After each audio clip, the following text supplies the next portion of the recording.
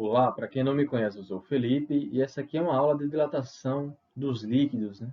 É uma resolução do exercício sobre dilatação dos líquidos. Então, inicialmente, está aqui a questão, dá para ler, dá para entender bem tranquilamente a questão, mas antes de você dar sequência no vídeo, você tente resolver a questão, dê uma olhada, ou até você possa dar uma continuidade só para ver como é que eu vou explicar e depois você continua a resolver a questão para que você possa exercitar. Então, vou começar a leitura da questão. Um posto recebeu 5.000 litros de gasolina em um dia muito frio, em que a temperatura era de 10 graus Celsius. No dia seguinte, a temperatura aumentou para 30 graus Celsius. Então, temos uma variação de temperatura aqui. Situação que durou alguns dias, o suficiente para que a gasolina fosse totalmente vendida. Se o coeficiente de dilatação volumétrica da gasolina é de esse valor aqui, determine o lucro do proprietário do posto em litros. Então, primeiramente temos a variação de temperatura, que foi de quê? De 20 graus Celsius. E eu tenho que 5.000 litros e eu tenho isso aqui. Então, usando a equação, eu tenho a variação, que é de 20 graus Celsius. E usando a equação, substituindo os valores, eu posso encontrar essa variação, que vai ser de 110 litros. Então, temos que ele lucrou em cima de 110 litros por causa dessa dilatação volumétrica. Agora, indo para a segunda questão, temos falando o quê? Um recipiente de volume V, repetindo novamente, você tente resolver a questão para que você possa exercitar mais o conteúdo. Está cheio de um líquido a 20 graus Celsius. Aquecendo-se ao conjunto a 70 graus Celsius, temos uma variação de temperatura, transborda 5 centímetros cúbicos de líquido. O que seriam esses 5 centímetros cúbicos? Esses 5 centímetros cúbicos seria o volume aparente, o que transbordou. O que transbordou. Então, vamos ver aqui. Ó. O volume transbordado corresponde à dilatação aparente do líquido. Ou seja, temos o quê? O recipiente V ele está cheio do líquido. Quando você aquece, o recipiente dilata e o líquido também dilata. Então, o que transborda é o que? É a dilatação aparente. Então, a resposta é o que? O volume transbordado corresponde à dilatação aparente do líquido. Um recipiente de vidro de 150 centímetros cúbicos está completamente cheio de um líquido a 20 graus Celsius.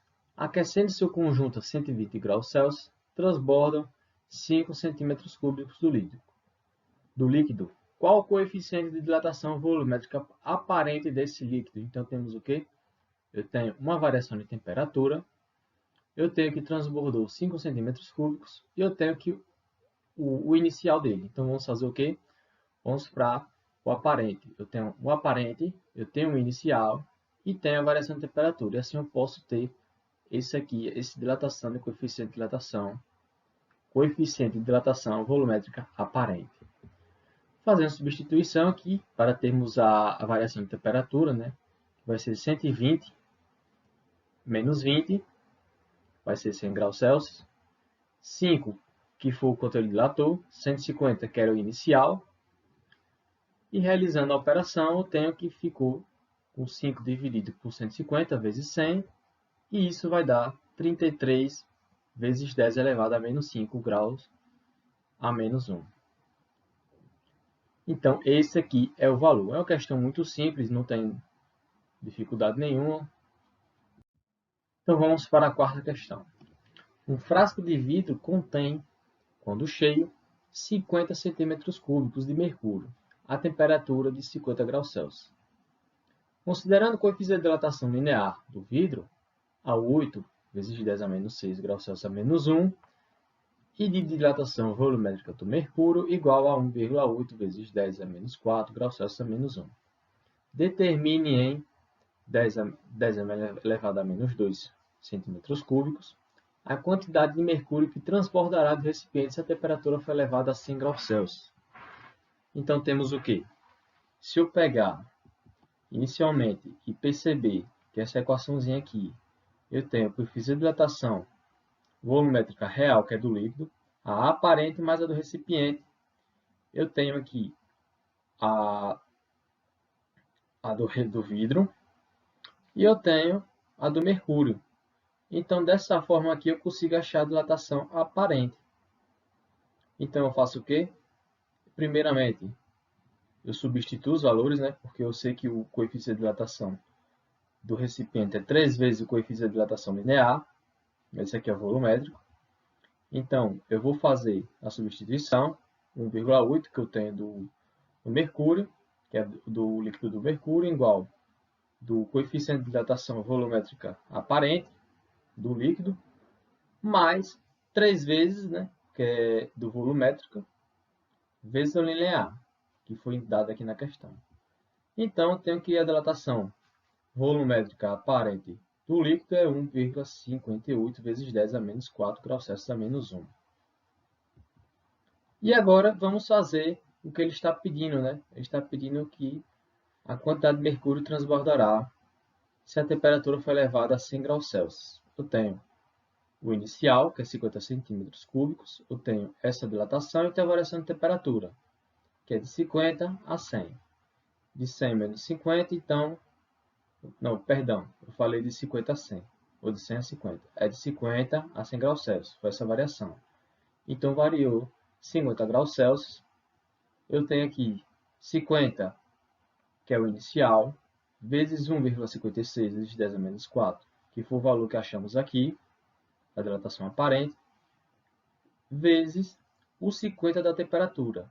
E esse valor vai dar 0,34, e pondo a evidência, você vai ter que ele pediu aqui para determinar em 10 a menos 2, eu tenho 39 vezes 10 a menos 2 centímetros cúbicos. Um recipiente metálico de 10 litros está completamente cheio de óleo. Quando a temperatura do conjunto é de 20 graus Celsius, elevando-se a temperatura a 30 graus Celsius, então temos uma variação de temperatura, é um volume inicial. Um volume igual a 80 centímetros cúbicos de óleo transborda, então transbordou esse valor aqui. Sabendo-se que o coeficiente de dilatação volumétrica do óleo é igual a esse valor aqui, qual foi a dilatação do recipiente? Vamos lá. Temos aqui a variação do óleo, quanto foi que ele dilatou, e a equação normal aqui. Eu tenho esse valor, que é o volume inicial, tenho esse valor aqui também, que é a dilatação do óleo, coeficiente de dilatação do óleo, e tenho a variação de temperatura. Fazendo os cálculos de variação de temperatura, tenho 10 graus Celsius, transformando de litros para centímetros cúbicos, eu tenho 1000 centímetros cúbicos é igual a 1 litro, e 10 litros vai ser igual a 10.000, ou 10 elevado a 4 centímetros cúbicos. Substituindo na equação, terei esse valor aqui. Mas ele fala que 80 centímetros transbordou. Se o óleo ele variou esse valor aqui, eu quero saber quanto foi a dilatação do recipiente. Então, tem o quê? Que a dilatação do recipiente é a diferença entre a dilatação do óleo e o óleo transbordado. Ou seja, vou ter que pegar esse valor aqui, que é 90, menos 80. Por quê? Porque ele disse que aqui dilatou 90 e o recipiente ele também dilatou. Só que quando esse recipiente ele dilatou, uma parte que dessa dilatação do óleo também ficou e a outra transbordou. Ou seja, de 90 da dilatação, ele segurou 10 e os 80 transbordou. Então temos que a variação do recipiente vai ser igual a 90 menos 80, que vai ser igual a 10 centímetros cúbicos. E eu tenho aqui a sexta questão. Sexta questão, temos uma figura, que é um gráfico do volume da função temperatura para determinar a massa da água líquida. E temos a pergunta, por que não é possível medir a temperatura no intervalo de 0 a 16 graus Celsius com um termômetro de água, usando a densidade como propriedade termométrica? Então, quando chega de 0 a 4 graus Celsius, temos um comportamento anômalo da água. E por conta disso, você não consegue realmente fazer uma medição de temperatura de forma regular nesse intervalo. E vamos ver a resposta que está aqui escrita, né? Porque de 0 ao grau Celsius, a densidade da água aumenta e a temperatura dela diminui. Ou seja, por causa desse comportamento anômalo da água, não é possível você ter uma medição regular de 0 a 4 graus Celsius, porque a densidade dela aumenta, como vemos aqui no gráfico, a densidade aumenta, e dessa forma também alguns vasos, refrigerante, entre outras coisas, eles estouram por causa desse fator. Eu agradeço a atenção de vocês, um grande abraço e tchau.